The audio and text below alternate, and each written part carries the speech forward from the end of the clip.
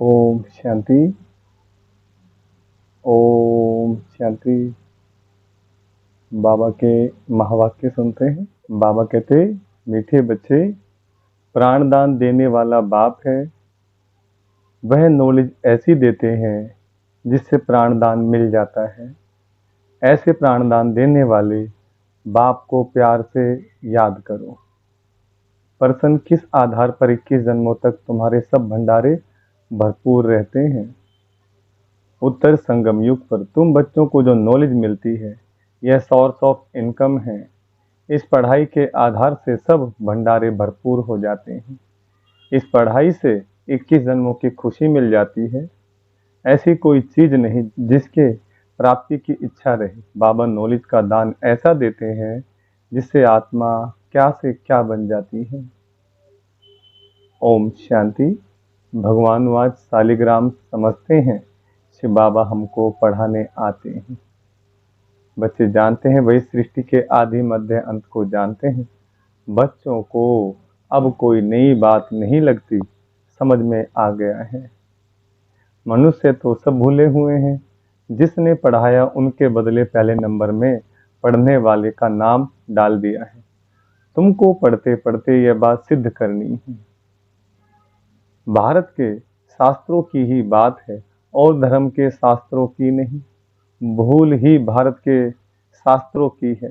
तुम्हारे सिवाय ये बात और कोई सिद्ध नहीं कर सकता।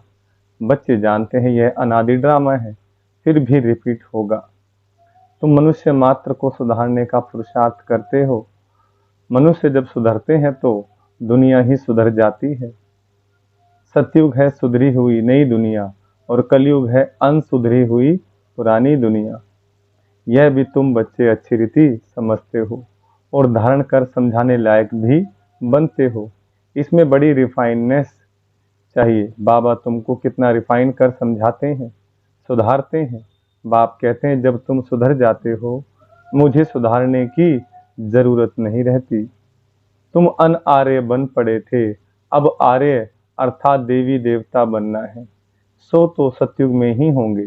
वह सब सुधरे हुए थे, अब अनसुधरेले उनकी पूजा करते हैं।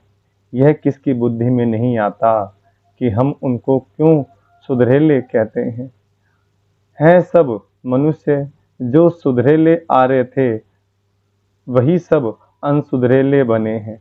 आर्य और अनआर्य, बाकी वह जो आर्य समाज है वह मठ पंथ है। यह सब झाड़ से क्लियर समझ सकते हैं। यह है मनुष्य सृष्टि का झाड़। इसकी आयु 5000 वर्ष है। इसका नाम कल्प वृक्ष है। परंतु कल्प वृक्ष अक्सर से मनुष्यों की बुद्धि में झाड़ नहीं आता है। तुमको झाड़ के रूप में समझाया है। वह कह देते हैं कल्प लाखों वर्ष का है, बाप कहते हैं 5000 वर्ष का है। और कोई कितनी आयु सुनाते, कोई कितनी, पूरा समझाने वाला कोई है नहीं। आपस में कितना शास्त्रवाद करते हैं। तुम्हारी तो यह रूह रिहान है। तुम सेमिनार करते हो, इसको रूह रिहान कहा जाता है। प्रश्न उत्तर समझने के लिए भी करते हैं। बाबा जो कुछ तुमको सुनाते हैं उससे ही टॉपिक निकाल तुम सुनाते हो।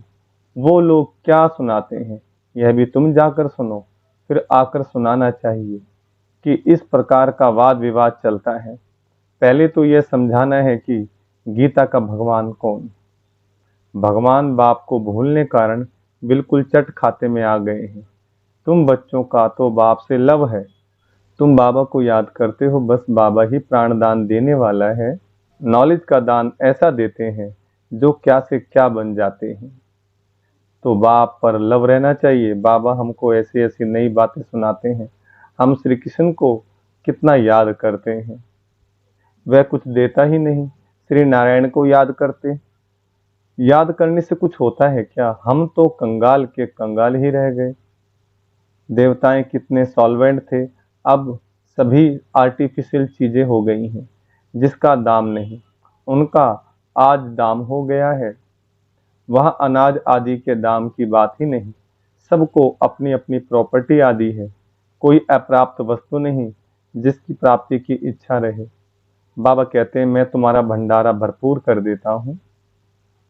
तुमको ऐसी नॉलेज देता हूँ जिससे तुम्हारा भंडारा भर जाता है। तुम्हारी बुद्धि में है knowledge is source of income. Knowledge ही सब कुछ है। इस पढ़ाई से तुम कितना ऊंच बनते हो। पढ़ाई का भंडार है ना, वह टीचर्स पढ़ाते हैं, उनसे अल्पकाल का सुख मिलता है। इस पढ़ाई से तुमको 21 जन्म का सुख मिलता है। तुम बच्चों को बहुत खुशी होनी चाहिए। यह समझने में टाइम लगता है, जल्दी कोई समझ ना सके। कोर्टों में कोई निकलता है, आधा कल्प सभी मनुष्य एक दो को गिराते ही आए हैं। चढ़ाने वाला है एक बाप। बेहद की पढ़ाई पढ़ाने वाले के बदले पढ़ने वाले का नाम डाल दिया है। दुनिया इन बातों को नहीं जानती। कहते हैं भगवान आज पढ़ा कर गए, फिर उनका कोई शास्त्र रहता नहीं। सतयुग में कोई शास्त्र है नहीं, यह सब है भक्ति मार्ग के शास्त्र। कितना बड़ा झाड़ है भक्ति की, यह अनेक टालियां ना हो तो झाड़ का नाम भी ना रहे। यह सब धारणा करने की बातें हैं। तुम धारणा करते हो पढ़ाने वाला तो पढ़ाकर गुम हो जाता है। पढ़ने वाले आकर विश्व के मालिक बनते हैं। कितनी नई बातें हैं। एक भी बात कोई की बुद्धि में बैठती नहीं है। स्टूडेंट भी तुम सब नंबरवार हो, कोई पास होते कोई फेल होते हैं। यह बेहद का बड़ा इम्तिहान। तुम जानते हो हम अभी अच्छी तरह पढ़ेंगे तो कल्प कल्पांतर अच्छा पढ़ेंगे। अच्छा पढ़ने वाले ही ऊंच पद पाते हैं। नंबरवार सब जाएंगे, सारा क्लास ट्रांसफर होता है। नंबरवार जाकर बैठते हैं। यह ज्ञान भी आत्मा में है। अच्छा व बुरा संस्कार आत्मा में है। शरीर तो मिट्टी है। आत्मा निर्लेप हो नहीं सकती। 100% सतो प्रधान और 100% तमो प्रधान कौन है, यह भी तुम समझते हो। पहले तो गरीबों को उठाना पड़े, वह पहले आएंगे। गुरुओं के भी अच्छे अच्छे अनन्य शिष्य जब आएंगे तब उन सबकी बुद्धि खुलेगी। देखेंगे यह तो हमारे ही पत्ते निकलते जाते हैं। यहाँ के जो होंगे वह तो निकल आएंगे। बाप आकर नया झाड़ शुरू करते हैं। जो और धर्मों में जाकर पड़े हैं वह सब लौटेंगे, फिर भी अपने भारत में ही आएंगे। भारतवासी ही थे ना, हमारी डाल के जो हैं वह सब आ जाएंगे। आगे चलकर तुम सब समझते जाएंगे। अब बाहर से सबको धक्का मिलता जाता है। जहाँ जहाँ बाहर वाले हैं उनको भगाते रहते हैं। समझते हैं यह बहुत धनवान हो गए हैं, यहाँ वाले गरीब हो गए हैं। पिछाड़ी में सबको अपने अपने धर्म में जाना होता है। आखिर सब अपने अपने घर तरफ भागेंगे। विलायत में कोई मरता है तो उनको भारत में ले आते हैं, क्योंकि भारत है फर्स्ट क्लास पवित्र भूमि। भारत में ही नई दुनिया थी। इस समय इसको वॉइसलेस वर्ल्ड नहीं कह सकते, यह विशेष वर्ल्ड इसलिए बुलाते हैं। हे पतित पावन आओ, आकर हमको पावन बनाओ। भले दुनिया तो यही है, परंतु इस समय दुनिया में तो कोई पावन तो है नहीं। पावन आत्माएं मूल वतन में है, वह है ब्रह्म महतत्व। सब पावन बनकर वहां जाएंगे। फिर नंबरवार आएंगे पाठ बजाने। आदि सनातन देवी देवता धर्म का यह फाउंडेशन है।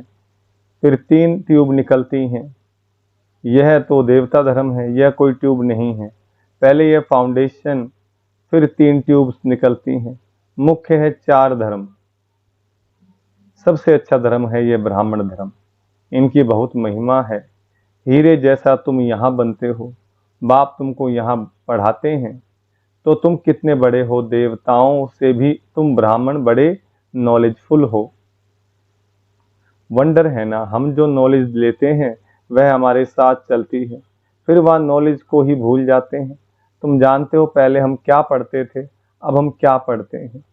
जिस प्रकार जब छोटे होते हैं तो हमें जो कायदा दिखा करके पढ़ाया जाता है, चित्र दिखा करके अक्षर याद कराए जाते हैं, ऐसे जो धीरे धीरे बड़े हो जाते हैं चित्रों की जरूरत नहीं पड़ती। फिर आगे हम और बुक्स पढ़ते हैं, और जैसे जैसे आगे बढ़ते जाते हैं वैसे हमें क्या है, का कबूतर खा खरगोश पूरा याद नहीं रहता, लेकिन क्या है हमें जो पढ़ना होता है वो हम पढ़ लेते हैं। इसी प्रकार जो हम संगम पर पढ़ाई पढ़ते हैं वो सतयुग में जाकर के हम भूल जाते हैं, पर वो संस्कार हमारे बन जाते हैं संगम पर। वो संस्कार चलते हैं सतयुग और त्रेता तक। द्वापर में धीरे धीरे और कम हो जाते हैं, कलयुग के अंदर बिल्कुल ही कलाहीन हो जाते हैं।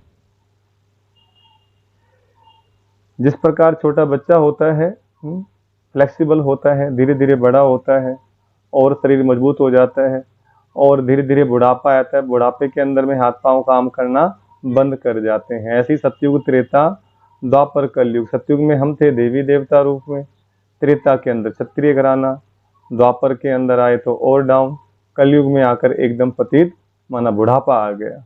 तो हमारी कर्मेंद्रियां हमारे कंट्रोल में नहीं रही, हमारे संस्कार हमारे कंट्रोल में नहीं रहे। तुम जानते हो पहले हम क्या पढ़ते थे, अब हम क्या पढ़ते हैं? आईसीएस वाले क्या पढ़ते हैं और बाद में क्या पढ़ते हैं?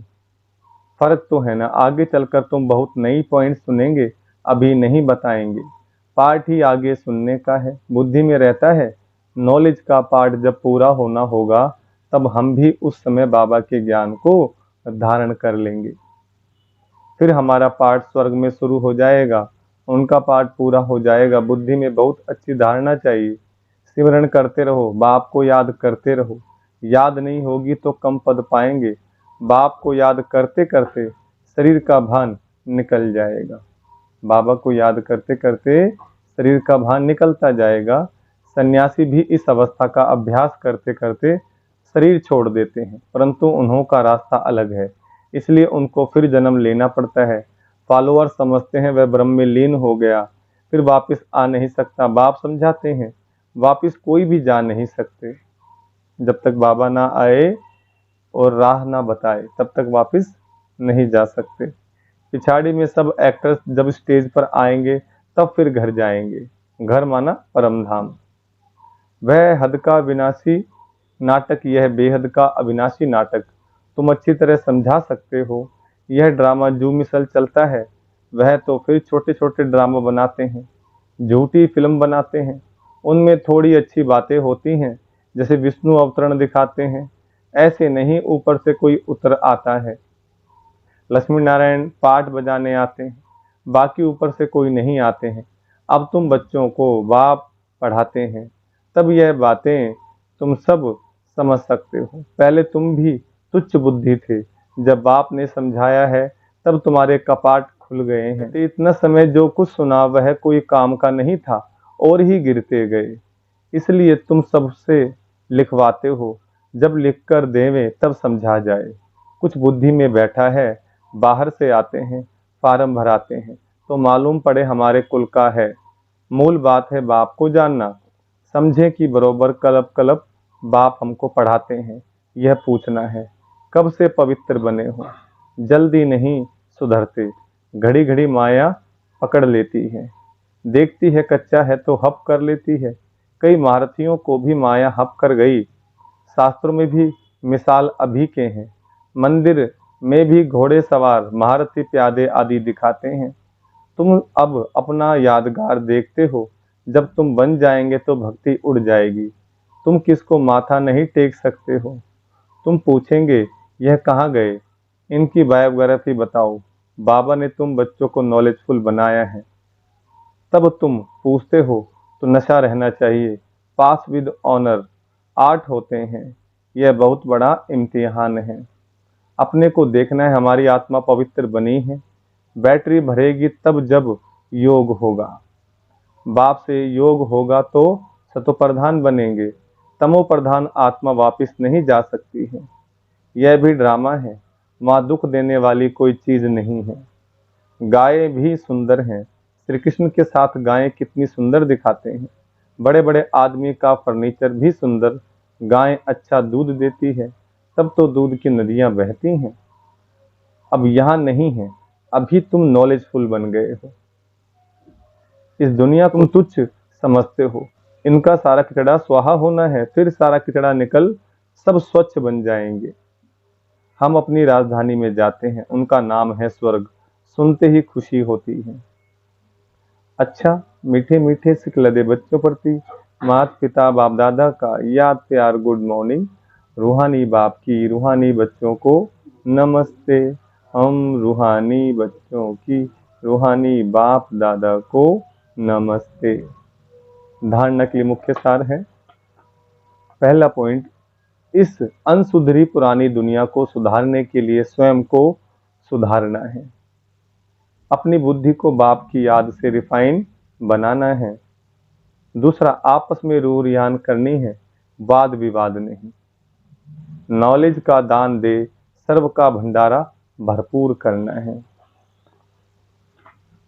वरदान, स्वमान की सीट पर स्थित हो, शक्तियों को ऑर्डर प्रमाण चलाने वाले विशाल बुद्धि भव। वरदान का विस्तार, अपनी विशाल बुद्धि द्वारा सर्व शक्तियों रूपी सेवाधारियों को समय पर कार्य में लगाओ। जो भी टाइटल डायरेक्ट परमात्मा द्वारा मिले हुए हैं, उसके नशे में रहो। स्वमान की स्थिति रूपी सीट पर सेट रहो, तो सर्व शक्तियां सेवा के लिए सदा हाजिर अनुभव होंगी, आपके ऑर्डर के इंतजार में होंगी। तो वरदान और वर्षे को कार्य में लगाओ। मालिक बन, योग युक्त बन, युक्त युक्त सेवा सेवाधारियों से लो, तो सदा राजी रहेंगे, बार बार अर्जी नहीं डालेंगे। स्लोगन, कोई भी कार्य शुरू करने के पहले विशेष ये स्मृति इमर्द करो कि सफलता मुझ श्रेष्ठ ब्राह्मण आत्मा का जन्म सिद्ध अधिकार है। अच्छा, ओम शांति।